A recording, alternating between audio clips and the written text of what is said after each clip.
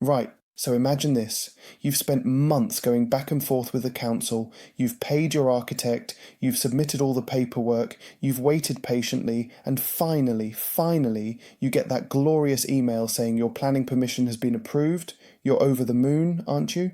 You start calling builders, getting quotes, dreaming about your new extension or loft conversion. Everything feels brilliant. And then, about 3 weeks later, another letter lands on your doormat. It's from the council again. And mate, let me tell you, what was inside that envelope completely blindsided me. It nearly derailed my entire renovation project and cost me an absolute fortune that I hadn't budgeted for.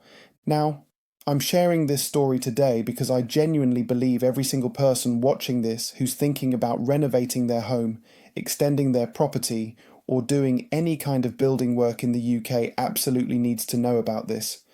Because nobody warned me. My solicitor didn't mention it when I bought the house. My architect glossed over it. And I only found out when it was almost too late.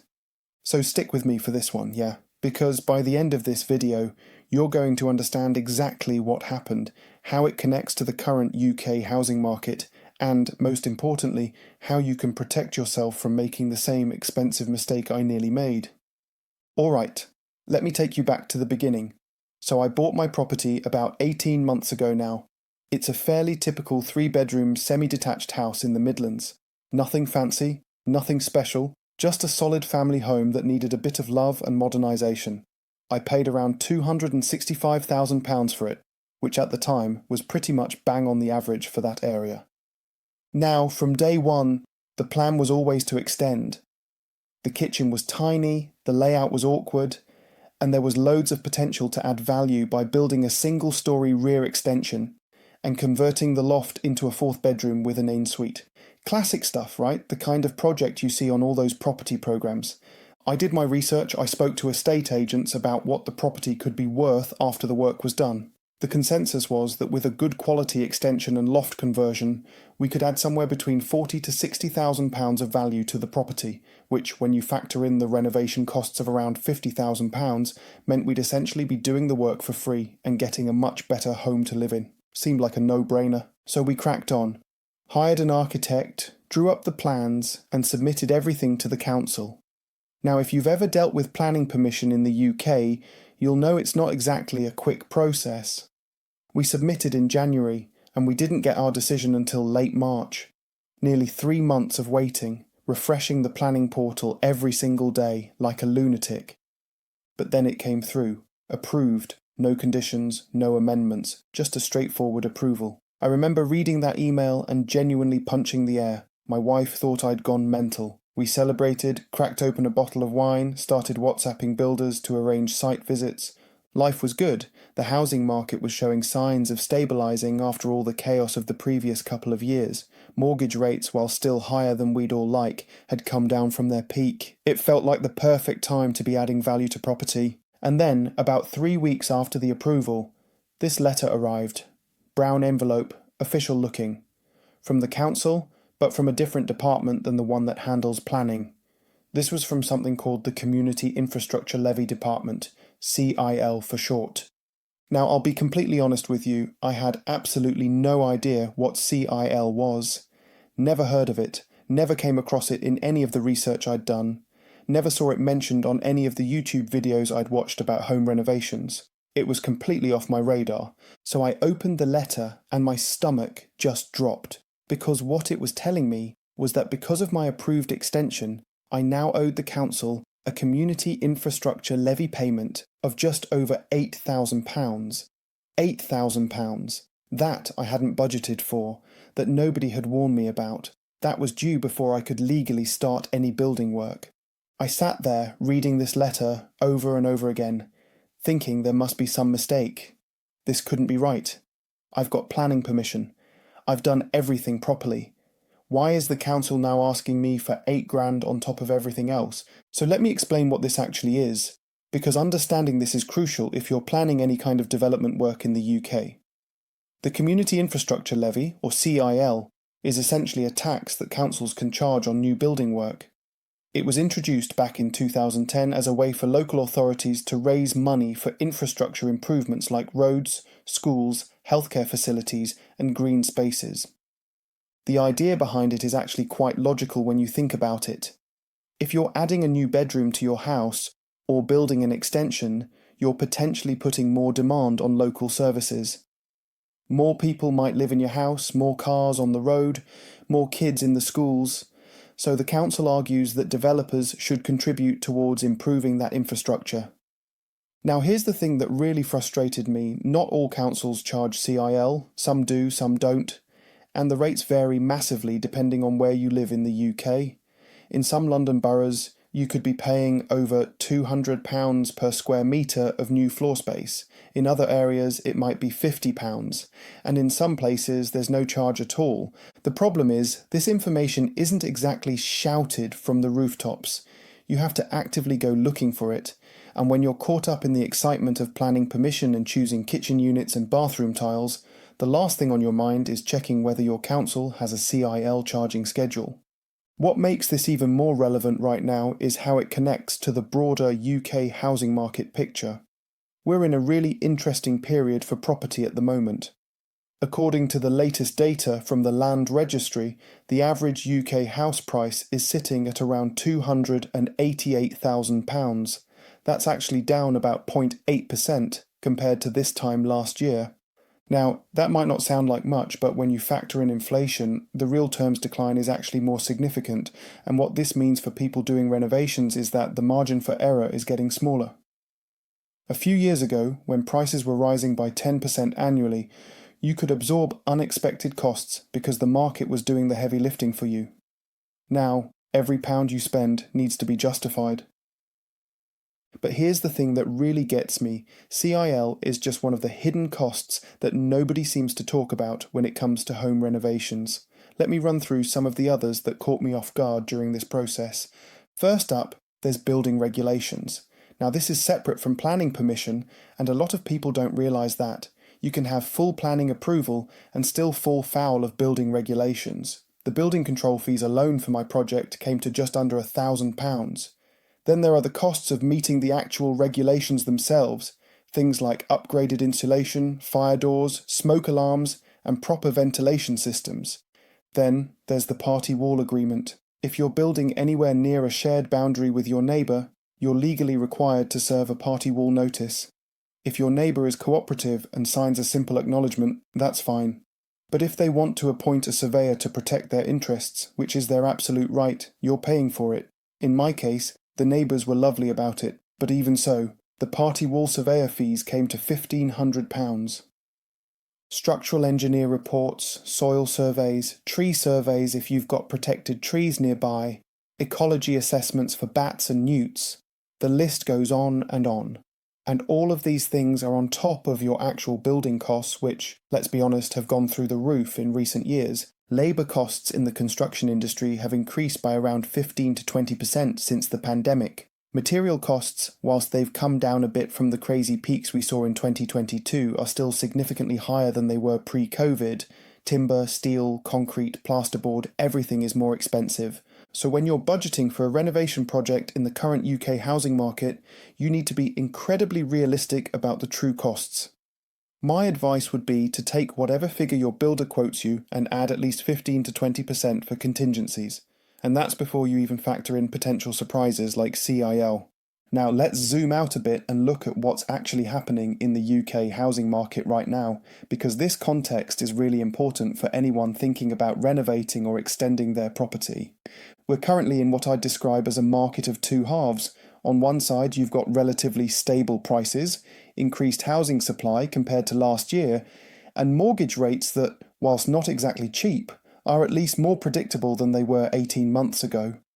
The Bank of England base rate is sitting at around 5%, and most fixed-rate mortgage deals are coming in between 4.5% and 5.5% for 5-year fixes. On the other side, you've got ongoing affordability challenges, particularly for first-time buyers. The average deposit required to get on the housing ladder is still around £50,000 to £60,000 in most parts of England. Wages haven't kept pace with house prices over the long term, meaning the typical home now costs around 8 times the average salary. What does this mean for renovation and extension projects? Well, it creates an interesting dynamic. On one hand, moving house has become incredibly expensive. Between stamp duty, estate agent fees, solicitor costs, and removal expenses, the typical cost of moving home in the UK is now somewhere between £15,000 and £20,000. That's a lot of money to spend just to end up in a different building. So more and more people are choosing to stay put and improve the homes they already have. This is driving demand for builders, architects, and tradespeople, which in turn is keeping renovation costs elevated. It's a classic supply and demand situation. The flip side is that with prices relatively flat, you need to be very careful about overcapitalizing. This is where you spend more on improvements than you'll ever get back when you sell. The old rule of thumb used to be that you should never have the most expensive house on the street, and that still holds true today. Alright, so what actually happened with my situation, and how can you avoid ending up in the same mess? Let me walk you through what I did and what I'd recommend to anyone watching this. First things first, I panicked. I'll admit that. £8,000 is a lot of money to find at short notice, especially when you've already committed to builder deposits and material orders. But after the initial shock wore off, I started doing what I should have done from the beginning, which is actually reading the fine print. It turns out that there are exemptions from CIL that a lot of people don't know about. The biggest one is the self-build exemption. If you're extending or improving your own home, which you intend to live in as your primary residence for at least 3 years after completion, you can apply for a CIL exemption. You don't pay anything. But here's the crucial part, and this is where I nearly came unstuck. You have to apply for this exemption before you start any work. Not during, not after, before. And you have to fill out the right forms and get confirmation from the council that your exemption has been granted. I managed to get my exemption sorted in time, but it was genuinely touch and go. If I'd started building work before the exemption was confirmed, I'd have been liable for the full £8,000 with no way to get it back. The council is very strict about this, and there's basically no discretion. So my first piece of advice is this. Before you submit any planning application, check whether your council charges CIL. This information is available on every council's website, though sometimes you have to dig around a bit to find it. If they do charge, find out what the rates are and whether any exemptions apply to your situation. My second piece of advice is to build a proper contingency fund. I know I mentioned this earlier, but I really want to emphasize it. Things will go wrong, unexpected costs will appear, the weather will delay your project, your builder will find something nasty when they start digging. It happens on almost every single project, and you need to be financially prepared for it. Third, get everything in writing. Every quote, every agreement, every conversation with your builder. Keep a paper trail. If disputes arise later, and they often do, you'll be glad you did. Fourth, understand the difference between planning permission and building regulations. These are two completely separate legal requirements, and you need to comply with both. Planning permission is about whether you're allowed to build something. Building regulations are about making sure what you build is safe and meets minimum standards. Oh, and there's one more thing I should mention because this is another hidden cost that caught me completely off guard. Council tax revaluation. So here's how it works. Every property in England is assigned to a council tax band based on its value back in 1991. Yes, 1991. The system hasn't been updated since then, which is mad when you think about it.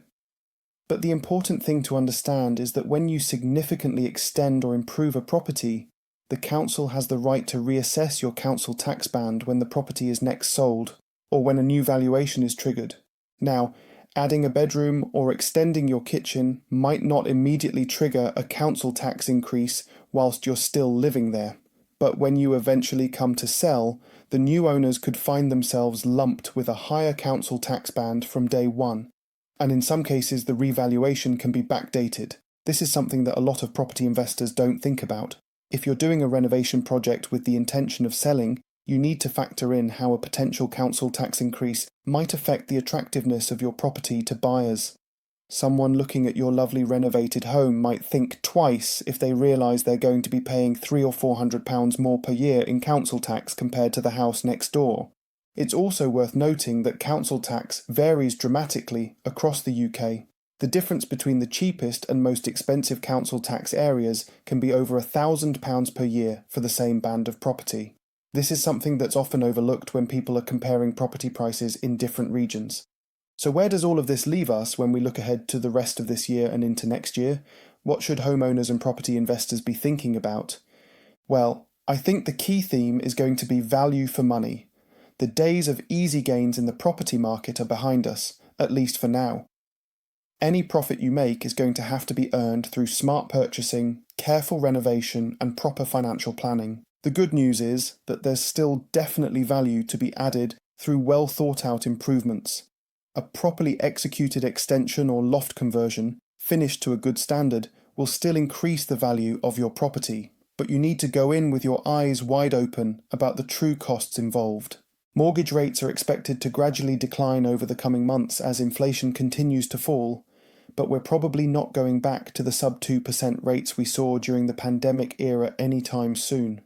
The new normal for mortgage rates is likely to be somewhere in the 3 to 4% range for the foreseeable future. This means that the renovation versus moving decision becomes even more interesting.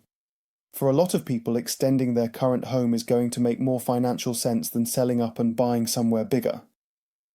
But only if you do it properly and budget realistically for all the costs involved. Look, I don't want this video to put anyone off renovating their home. That's genuinely not the intention here. Home improvement can be brilliant. It can transform how you live, add real value to your property, and give you a genuine sense of achievement when it's all done. But what I do want is for you to go into any project with full knowledge of what you're getting into. The UK property and planning system is complicated. There are rules and regulations that even experienced professionals sometimes overlook. And there are costs lurking around corners that can completely blow your budget if you're not prepared for them. That letter I received, the CIL demand, it was a wake-up call for me. It forced me to really dig into the details of what I was doing and understand all the different moving parts. In the end, it actually made me a better and more informed property owner. But I'd much rather have known about all this stuff beforehand than learn it through a stressful near miss. So if you're planning a renovation, do your homework. Check what your council charges, understand the exemptions, build in contingencies, get proper professional advice. And don't just assume that because you've got planning permission, you're home and dry, because as I found out, that's really just the beginning. If you found this video helpful, do us a favour and hit that like button. It really helps with the algorithm and means more people get to see this information. And if you want more content about the UK housing market, property prices, and real-world advice from someone who's actually going through this stuff, then make sure you subscribe and turn on the notification bell so you don't miss the next one. I'm going to be doing regular updates on how my renovation project progresses, including the costs, the challenges, and hopefully the successes along the way. It should be really useful for anyone thinking about doing something similar. Right, that's it for today. Thanks for watching, and I'll see you in the next one. Take care.